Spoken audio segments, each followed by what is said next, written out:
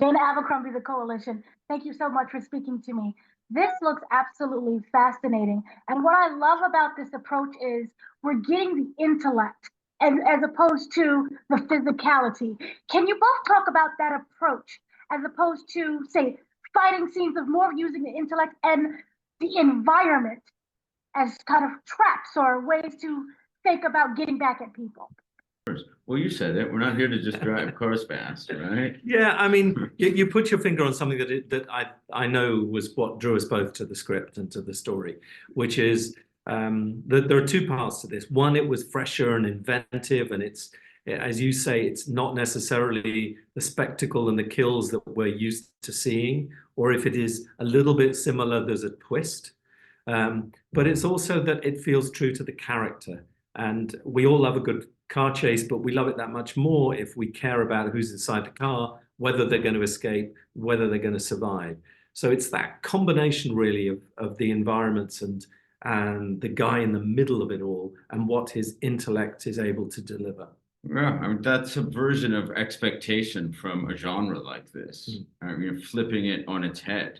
I thought, could I ever do an action film? Would anybody ever believe Rami Malek is the lead in an action film? And I thought, why not?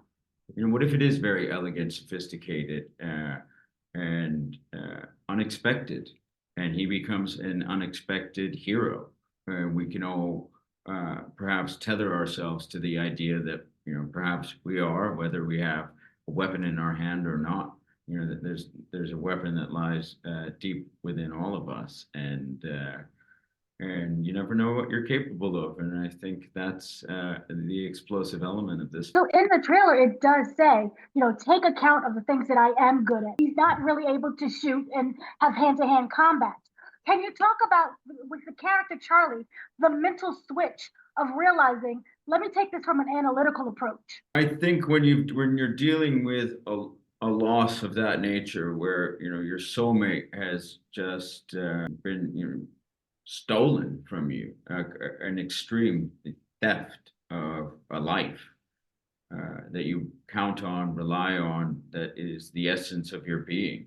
There are two ways to go. You can put your head in the sand, or you can fight. And when you discover that others aren't fighting on their behalf or your behalf, there comes a point where you have to take matters into your own hands.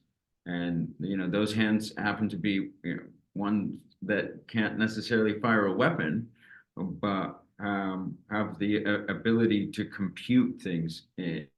Being the puzzle solver that Charlie is, he begins to investigate a myriad of ways to track down these people in a version of a film and a genre that we've never seen before, and that makes it exciting, exhilarating, and quite propulsive. Because it's the antithesis of what we've ever known. So James, I want to talk about the look of the film. It looks very high tech. Obviously, we're dealing with surveillance, but can you talk about kind of the filming locations and then working with the set designers to build that environment of the world that we live in for this movie? Yeah, I'm going to answer that actually the other way around. Okay. Again, we sort of approached it. We wanted it to feel real, but not, but it equally needed to feel inviting and exciting. So you can see that the world we took with Langley, it looks like the outside of Langley, but you then go into a world which obviously the public don't necessarily know. And a lot of real world spy offices are really that. They look like call centers. We wanted to make it just a little bit heightened, a little bit sexier than that. The tech has all been designed by the extraordinary graphics and production design team here, based on things that really exist. So we've taken bits of tech that we know about or found out about, and then we've done the movie version of that, so that everything feels real. It has a function. There's nothing there that doesn't work. And then, obviously, one of the thrills of the story is that it takes Charlie on this extraordinary quest across Europe to try and find the people he's pursuing. And so Paris, and then we chose Marseille, and for various reasons we transported what was originally in the story as Prague, we moved to Istanbul. So it's quite exotic, it's got scale. there's a real sense of adventure and exploration that the film takes you, the audience, on.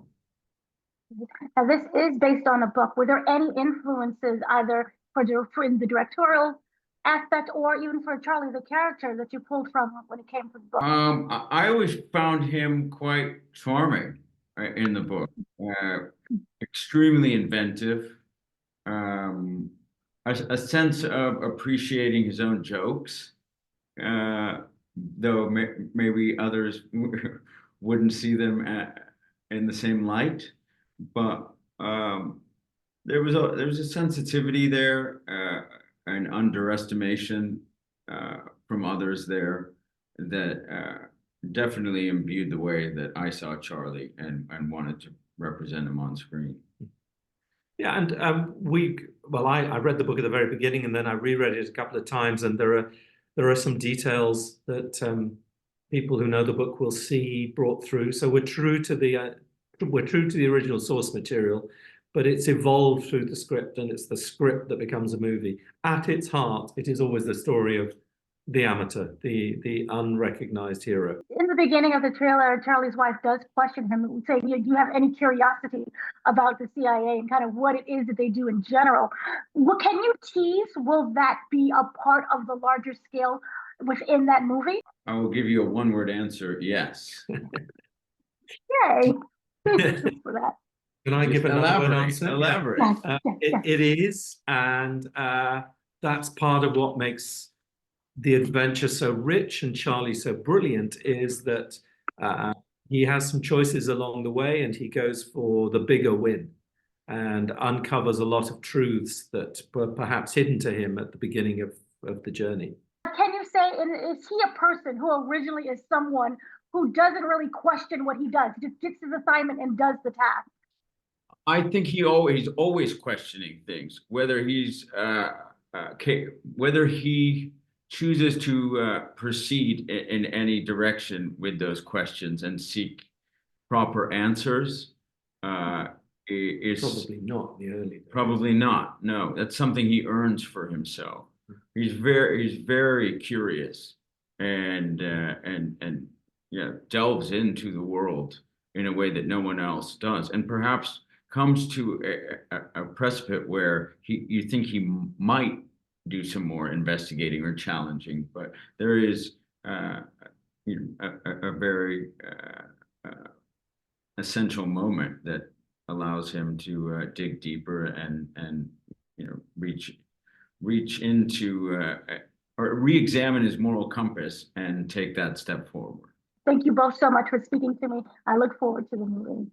Thank you. Thank you Dana. for studying the trailer as carefully as you clearly did. Thank you. Appreciate it. Thank you.